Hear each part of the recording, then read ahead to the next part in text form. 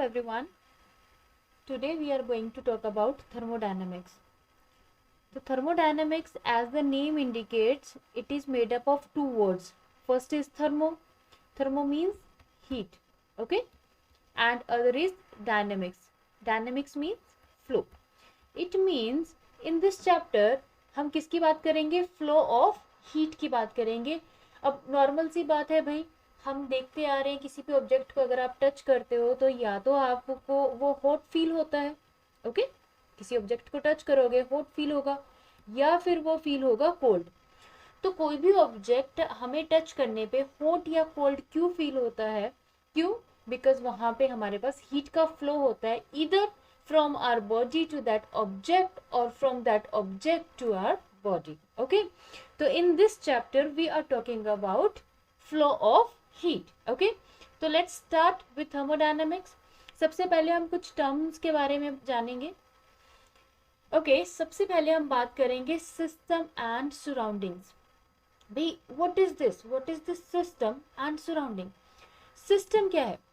System क्या होता है थर्मोडायनेमिक्स में? That is that part which is under consideration. Okay, किसी भी पार्ट को, यूनिवर्स का जो पार्ट जिसमें हम कोई भी ऑब्जर्वेशन को ऑब्जर्व कर रहे हैं. ओके, ऑब्जर्वेशन का क्या मतलब है कि भाई अगर मैंने पानी लिया, पानी का एक गिलास लिया, उसमें नमक डिसॉल्व कर लिया, तो सॉल्ट में जैसे ही वाटर डिसॉल्व करी तो वो मेरा एक ऑब्जर्वेशन वाला पार्ट है. Then that is my system. Okay, तो यहाँ पे जैसे कि हमारे पास एक फ्लास्क है, फ्लास्क में एक लिक्विड है. Now this flask is my system. Okay, now अगर हम डेफिनेशन की बात करते हैं तो डेफिनेशन क्या आएगी? That a system in thermodynamics refers to that part of universe in which observations are made. Okay, which is our part, which is the this is the part that is under the consideration. okay, जिसको हम consider करके चलते हैं. For example अगर हम बात करें कि क्लासरूम की बात करते हैं, that classroom is the system. Okay, and remaining part of universe is called as the surroundings. It means हमारे पास जो यूनिवर्स है, it is made up of two terms. One term is system and other term is surroundings. Okay, तो यहाँ पे जैसे कि मैंने पहले बोला था कि ये जैसे कि मेरे पास एक फ्लास्क है, तो फ्लास्क में ये जो लिक्विड है, if I consider this liquid as a system, then the part which is outside this flask, that will be called as surroundings. Okay, now if we see, then this system and surrounding is separated by a thin line. See, this is called as a boundary. Now this is the boundary which separates both system and surroundings. अब अगर boundary की हम बात करें तो ये जो boundary होती है, it can be of two types. Two types का क्या मतलब है भाई? ये एक विजिबल, एक रियल बाउंड्री हो सकती है, जैसे कि हमारे पास एक फ्लास्क में है, this is visible to us, this is real boundary. Okay, but जरूरी नहीं है कि बाउंड्री हमेशा विजिबल रहे या रियल रहे. The boundary can be invisible. क्या हो सकती है? It can be invisible. Invisible का क्या मतलब है? सपोज कीजिए यही अगर मेरे पास ये फ्लास्क ओपन होती तो यहाँ पे एक कनेक्शन बिल्डअप हो जाता है सिस्टम एंड सराउंडिंग में, तो आप ये कहोगे कि system and surrounding are the one thing. But no, यहाँ पे हम यहाँ पे क्या कंसीडर करते हैं कि this is boundary but this is invisible और इमेजिनरी बाउंड्री. ओके, तो boundaries can be of two types. It can be visible और रियल बाउंड्री, जैसे हमारे पास एक फ्लास्क में है, बट यही अगर मेरे पास एक ओपन कप होता, एक ओपन ग्लास होता वाटर का, तो यहाँ पे एक बाउंड्री मुझे दिख नहीं रही है, देन दैट इज इनविजिबल और इमेजिनरी बाउंड्री. तो इस केस में मैं इसको इमेजिनरी बाउंड्री कंसिडर करके चलूंगी. ओके, तो अगर हम बात करें on the basis of boundary और सिस्टम एंड सराउंडिंग, आपके पास टोटल सिस्टम किस टाइप के होते हैं? किस बेसिस पे आप बताओगे कि कितने टाइप के सिस्टम है? वो होता है कि आपके पास सिस्टम और सराउंडिंग में क्या चेंज हो रहा है. हीट का चेंज हो रहा है, एनर्जी का चेंज हो रहा है, मैटर का चेंज हो रहा है. Let's talk about that part. Okay, see this is the thermodynamic system और टाइप ऑफ सिस्टम्स. अगर थर्मोडायनेमिक सिस्टम्स की मैं बात करूं, then thermodynamic systems are of Yes, these are of three types. First is open system. क्या है ये? Open system. अब ओपन सिस्टम किसको कहते हैं? ओपन सिस्टम कहते हैं हम जब सिस्टम और सराउंडिंग में हीट और मैटर, मतलब हीट और मास दोनों का एक्सचेंज होता है, then that is known as open system. Okay, तो यहाँ पे अगर हम बात करें तो एक सिंपल सा एग्जांपल है कि एक चाय का कप मैंने ले लिया, गरम गरम चाय का कप था, तो उसको मैंने रख दिया. After some time but I will observe कि चाय ठंडी हो गई है. अब चाय कैसे ठंडी होगी? अगर हीट ट्रांसफर करेगी from this cup to outside, तब हम क्या कहेंगे कि ये चाय जो थी वो अब क्या हो गई है? ठंडी हो गई है. फाइन. तो यहाँ पे हमारे पास क्या हो रहा है? हीट का फ्लो हो रहा है from system to surrounding. Fine. अब यहाँ पे एक और चीज है. यहाँ पे अगर आप देखिए तो विजिबल है कि जो वाटर वेपर्स हैं that are escaping into the surroundings. तो वाटर वेपर्स क्या है? That are the matter. तो यहाँ पे सिस्टम और सराउंडिंग में क्या एक्सचेंज हो रहा है? Heat and matter. तो that is called as open system. तो ओपन सिस्टम में हम क्या कहेंगे? Cup of tea. Fine. Then that will be the example of open system. और क्या क्या एग्जाम्पल हो सकती है ओपन सिस्टम में?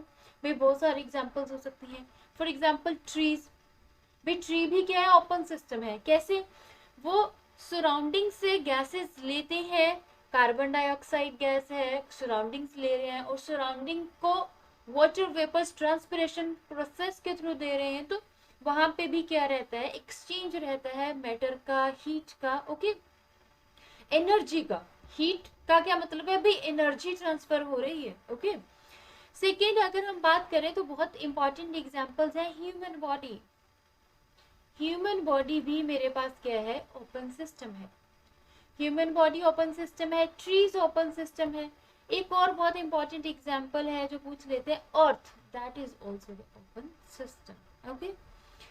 Next type of system is the closed system. अब हमने क्या किया? वो जो कप ऑफ टी था, हॉट कप ऑफ टी, उसको हमने एक लिड के साथ कवर कर दिया. अब जब लिड के साथ कवर किया तो क्या हुआ कि जो वाटर वेपर्स थे, स्टीम थी, वो एस्केप नहीं हो पा रही, वो इसी कप के अंदर रहेगी. तो it means no matter is exchange. भाई मैटर या मास का एक्सचेंज नहीं हो रहा है यहाँ पे. बट क्या ऑब्जर्व करते हैं कि भाई कप को अगर लिड के साथ कवर भी कर दे तो भी कुछ टाइम के बाद चाय ठंडी हो जाएगी. इसका मतलब क्या है कि हीट तो ट्रांसफर हो रही है, हीट या एनर्जी. तो एनर्जी ट्रांसफर हो रही है फ्रॉम सिस्टम टू सराउंडिंग. तो क्लोज सिस्टम में हमारे पास क्या आ जाएंगे? जहाँ पे हीट और एनर्जी का फ्लो तो होता है फ्रॉम और टू द सिस्टम और फ्रॉम और टू द सराउंडिंग. ओके, मतलब between system and surrounding heat energy का फ्लो होता है, बट मैटर का कोई भी ट्रांसफर नहीं होगा. Next is isolated system. भाई ये बड़ी इंटरेस्टिंग सी बात है अगर आइसोलेटेड सिस्टम की हम बात करते हैं. अब मैंने क्या किया? उसी चाय को फ्लास्क में डाल लिया. तो बड़ी अच्छी बात है. चाय को फ्लास्क में जैसे ही मैंने डाला तो देखा आफ्टर 1 आवर चाय वैसी की वैसे गर्म पड़ी है, मैं पी सकती हूँ, ठंडी नहीं हो रही है. अब क्लोज्ड है तो मैटर भी एक्सचेंज नहीं हो रहा है, चाहे गर्म है, इट मींस एनर्जी भी चेंज नहीं हो रही है. तो आइसोलेटेड सिस्टम इज व्हाट? जहाँ पे हीट और मास दोनों का ट्रांसफर नहीं होता. तो आइसोलेटेड सिस्टम में ऐसा क्या होता है जिसकी वजह से एनर्जी ट्रांसफर नहीं होती? तो यहाँ पे ये जो वॉल्स है ना, that are called as adiabatic walls. इनको क्या बोलते हैं हम? Adiabatic walls. एडियाबैटिक वॉल्स का मतलब है कि भाई यहाँ से हीट फ्लो नहीं करेगी, there will be no flow of energy from system to surrounding, okay, और from surrounding to the system. But एक और बड़ी इंटरेस्टिंग सी बात है आइसोलेटेड सिस्टम में कि कोई भी सिस्टम परफेक्टली आइसोलेटेड नहीं होता. ओके, क्योंकि चाय अगर हम देखें तो आफ्टर 1 आवर 2 आवर तक तो गर्म रहेगी. बट क्या ये हो सकता है कि सुबह चाय डाली मैंने, रात तक गर्म पड़ी है, या फिर नेक्स्ट डे हमने देखा तो गर्म है? नो. तो it means perfectly isolated system do not exist. But yes, isolated system अगर हम बात करें तो क्या बोलेंगे, जहां पे हीट और मैटर का ट्रांसफर नहीं होगा from system to surrounding and vice versa. तो स्टूडेंट्स, ये थी हमारे पास 3 डिफरेंट टाइप्स किसकी, सिस्टम एंड सराउंडिंग्स की। ओके, तो let's talk about the next. भाई नेक्स्ट जो स्लाइड है, this is very much interesting, बहुत क्वेश्चंस आते हैं इस पार्ट में। अब ये पार्ट है क्या, पहले तो ये देखते हैं। अब अगर इस पार्ट की मैं बात करूं, तो इस पार्ट में मेरे पास क्या आ रहा है, मैक्रोस्कोपिक प्रॉपर्टीज। क्या पढ़ रहे हैं हम, यहाँ पे हम बात करेंगे मैक्रोस्कोपिक प्रॉपर्टीज की बात करें। मैक्रोस्कोपिक प्रॉपर्टीज क्या होती हैं, these are the properties which are associated with the thermodynamics। Okay, जो थर्मोडायनेमिक्स के साथ एसोसिएटेड होती हैं। जो थर्मोडायनेमिक्स होता है ना, इसमें हम क्या बात करते हैं, एक मैक्रोस्कोपिक पार्ट की बात करते हैं, यहाँ पे बल्क को कंसीडर करते हैं, माइक्रोस्कोपिक प्रॉपर्टीज की बात नहीं करते। ओके, तो एसोसिएटेड विद मैक्रोस्कोपिक, मैक्रोस्कोपिक मतलब भाई बल्क के साथ जो एसोसिएटेड होता है, दैट इज मैक्रोस्कोपिक प्रॉपर्टीज। मतलब जो थर्मोडायनेमिक प्रॉपर्टीज हैं, that are macroscopic, not the microscopic. तो मैक्रोस्कोपिक प्रॉपर्टीज जो होंगी वो 2 टाइप की होती हैं, one is intensive and other is extensive. भाई बहुत इंपॉर्टेंट पार्ट है, अगर इंटेंसिव एंड एक्सटेंसिव प्रॉपर्टीज की बात करें। प्रॉपर्टीज कुछ भी हो सकती हैं। अगर आप एक सपोज कीजिए मेरे पास एक ग्लास है और ग्लास में मेरे पास वाटर है। क्या है, वाटर मीन्स H2O, फाइन। अब यहाँ पे बात करें से वॉल्यूम है, भाई मेरा ग्लास फुल था, 300 ml वाटर है इसमें, एक जार में, ग्लास में, जो भी हम बात करेंगे, तो 300 ml इसका वॉल्यूम है। अब यहाँ पे इस पर्टिकुलर पार्ट के साथ जो भी प्रॉपर्टीज एसोसिएटेड होंगी, उनको हम किस कैटेगरी में करेंगे। अब इसका कुछ ना कुछ मास होगा, फाइन। वाटर पार्टिकल्स हैं तो वो मूव करते हैं, तो इनकी कोई ना कोई एनर्जी होगी। ये कुछ वॉल्यूम, जैसे 300 ml मैंने कहा, तो ये कुछ वॉल्यूम ऑक्यूपाई कर रहे हैं। तो वाटर है तो इसमें वाटर के नंबर ऑफ मोल्स होंगे।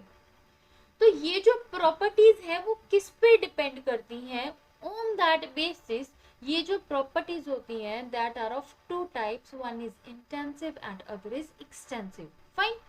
तो अगर हम बात करें तो कैसे कैटेगराइज करेंगे इंटेंसिव एंड एक्सटेंसिव। भाई बड़ी सिंपल सी बात है, इंटेंसिव का मतलब है इनहेरेंट। क्या बोलते हैं इसको, इनहेरेंट। इनहेरेंट का क्या मतलब है कि भाई ये जो इसकी अपनी प्रॉपर्टी है, इनहेरेंट, जैसे हम बोल देते हैं ना कि मेरे पास एक मोबाइल फोन है, उसमें कुछ फीचर्स इनहेरेंट हैं, बट कुछ एप्स मुझे बाहर से डाउनलोड करनी पड़ेंगी जो उसकी अपनी प्रॉपर्टी नहीं है, फाइन।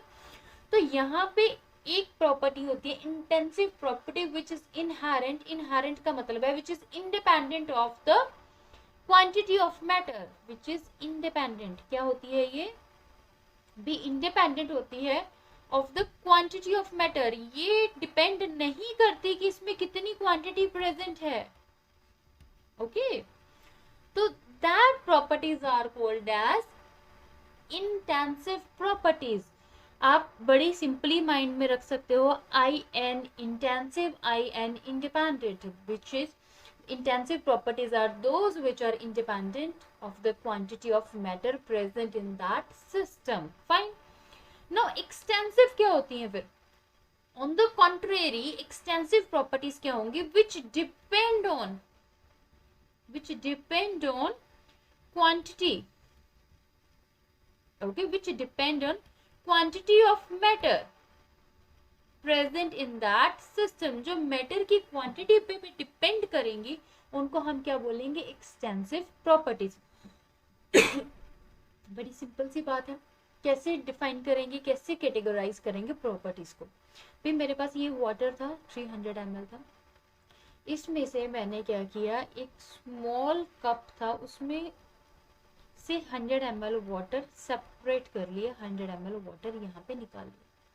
तो ये जो मैंने चेंज किया, तो फ्रॉम ए टू बी मेरे पास कौन सी प्रॉपर्टी है जो चेंज हो रही है।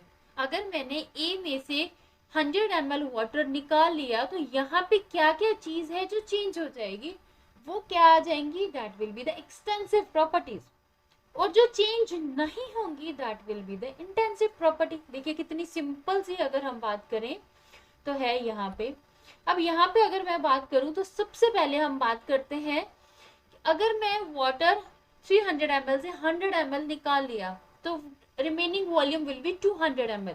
इट मीन्स वॉल्यूम जो है मेरे पास वो किस पे डिपेंड करता है, क्वांटिटी पे डिपेंड करता है। तो वॉल्यूम किस में आ जाएगा, एक्सटेंसिव प्रॉपर्टीज में आ जाएगा। Fine. What about the mass, पहले 300 ml था वाटर का मास, इसमें 300 ml में से मैंने 100 ml निकाल लिया तो कितना बचा, 200 ml।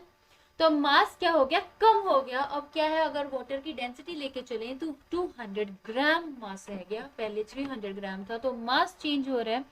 तो यहाँ पे अगर मैं बात करूं तो मास भी क्या आ जाएगी, एक्सटेंसिव प्रॉपर्टी आ जाएगी। देखिए कितनी सिंपल सी बात है। फाइन। अब अगर मैंने वाटर वहां से निकाल लिया है तो वहां पे जो नंबर ऑफ मोल्स थे, कुछ वाटर निकाल लिया तो उसके नंबर ऑफ मोल्स कम हो जाएंगे।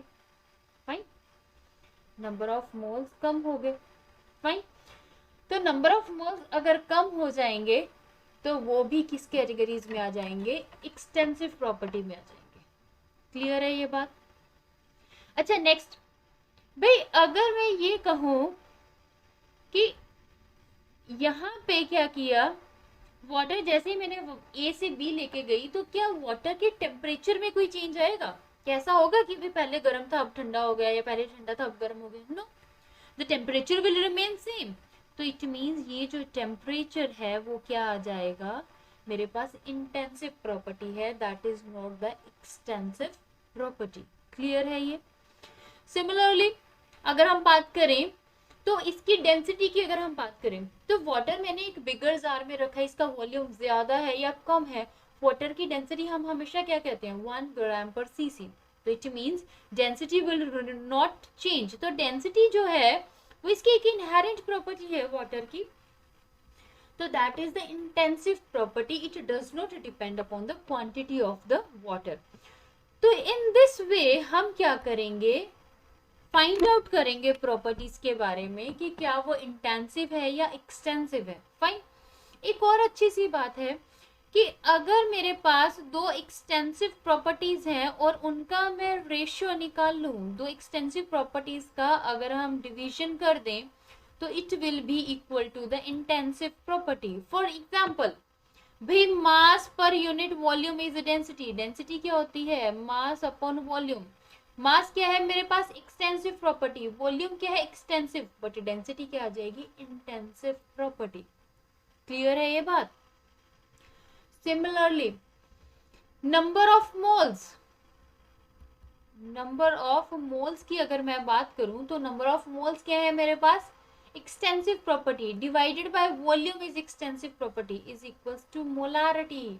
तो मोलारिटी और मोलर कॉन्सेंट्रेशन ये सब क्या आ जाएंगी, इंटेंसिव प्रॉपर्टीज में आ जाएंगी। क्लियर है। तो ऑन दैट बेसिस आप प्रॉपर्टीज को कैटेगराइज करोगे कि वेदर प्रॉपर्टीज आर इंटेंसिव और एक्सटेंसिव। भाई यहाँ पे ना बड़े सिंपल से क्वेश्चंस बेटा एग्जाम में पूछे जाते हैं। आपको एग्जाम में पूछ लेंगे कि which of the following are extensive properties, which of the following are intensive properties, or you have to categorize the properties into the intensive or extensive properties। तो आपको आइडिया होना चाहिए। तो यहाँ पे मैंने कुछ प्रॉपर्टीज के बारे में बताया है। फॉर एग्जाम्पल इंटेंसिव प्रॉपर्टी में क्या आता है, मोलारिटी है, कॉन्सेंट्रेशन है, डेंसिटी है, temperature, pressure, mole fraction, refractive index, specific heat, viscosity, surface tension, dielectric constant. Similarly extensive में हमने किसकी बात की है, mass, volume, number of moles, heat capacity, internal energy, enthalpy, entropy, Gibbs free energy. तो you just need to go through these properties, और यहाँ पे अगर कोई डाउट होगा then we can discuss again. Okay, तो ये तो थी मैक्रोस्कोपिक प्रॉपर्टीज और thermodynamic properties. Let's move on to the next slide. भाई नेक्स्ट स्लाइड में हम बात करते हैं स्टेट फंक्शंस की और पाथ फंक्शंस की। ये बड़ा सिंपल सी टर्म्स हैं। ये जो पार्ट्स हैं ना, ये थर्मोडायनेमिक्स समझने के लिए बहुत इंपॉर्टेंट है। क्या स्टेट फंक्शन होता है, क्या थर्मोडायनेमिक प्रॉपर्टीज होती हैं, क्या पाथ फंक्शंस होते हैं। तो बेसिकली हम ये करेंगे उसका, जैसे इंग्लिश के बात करें तो अल्फाबेटिक्स हम सीखते हैं और स्टार्टिंग में ग्रामर सीखते हैं, तो सिमिलरली यहाँ पे भी हम वही कर रहे हैं, इसके बेसिक्स की बात कर रहे हैं। तो ये पार्ट्स बहुत ज़्यादा इम्पॉर्टेंट है, सो दैट आपको आगे जो कॉन्सेप्ट है उनकी एक बेसिक अंडरस्टैंडिंग डेवलप होगी। सबसे पहले हम बात करते हैं स्टेट फंक्शन की। भाई स्टेट फंक्शन क्या होता है? State as the name indicates, भाई यहाँ पे फिजिकल स्टेट की बात नहीं कर रहे हैं, सिंपल सी बात एक माइंड में रखिए। कई बार क्या होता है, स्टूडेंट्स कंफ्यूज हो जाते हैं कि स्टेट है तो फिजिकल स्टेट की बात हो रही है। No, here we are talking about the state का मतलब है कि state of a system is defined by some variables like pressure, volume, temperature. Okay, say pressure, volume and temperature. से मेरे पास एक सिस्टम है, उसका इनिशियल प्रेशर P1 है, वॉल्यूम V1 है और टेम्परेचर T1 है। ओके, यहाँ से ये सिस्टम में मैंने क्या किया, प्रेशर चेंज कर दिया, प्रेशर P2 हो गया, वॉल्यूम V2 और टेम्परेचर T2। तो प्रेशर, वॉल्यूम और टेम्परेचर इन तीनों में या इनमें से किसी भी एक या दो वेरिएबल में अगर चेंज आता है, then we will say the system has been changed from state 1 to state 2. Okay, so here we are talking about this state which is defined by certain variables which are pressure, volume, temperature, etc. Okay, तो what are the state functions? भाई state functions क्या होते हैं? State functions होते हैं are those functions which depend only on the initial and final state of the system. Okay, क्या होते हैं? Which depends on initial and final state of the system. जो इनिशियल और फाइनल स्टेट पे depend करते हैं, that are the state functions. Not on path followed, भाई मैंने उस स्टेट चेंज के लिए कौन सा पाथ फॉलो किया है उस पे ये डिपेंड नहीं करते। Let's talk about a scenario. से मैं यहाँ पे ग्राउंड फ्लोर पे एक पर्सन है। ओके, तो this is the floor 1, ground floor है। तो यहाँ से इसको जाना है फ्लोर 4 पे। ओके, तो यहाँ पे गया, तो देयर इज वन के सिनेरियो कि भाई मैंने क्या किया, लिफ्ट को यूज किया तो फ्लोर 4 पे चला गया। तो this is the height which is h। तो अगर मैं यहाँ पे बात करूं तो when it was on floor 1, तो इसका जो पोटेंशियल एनर्जी था दैट वाज mgh।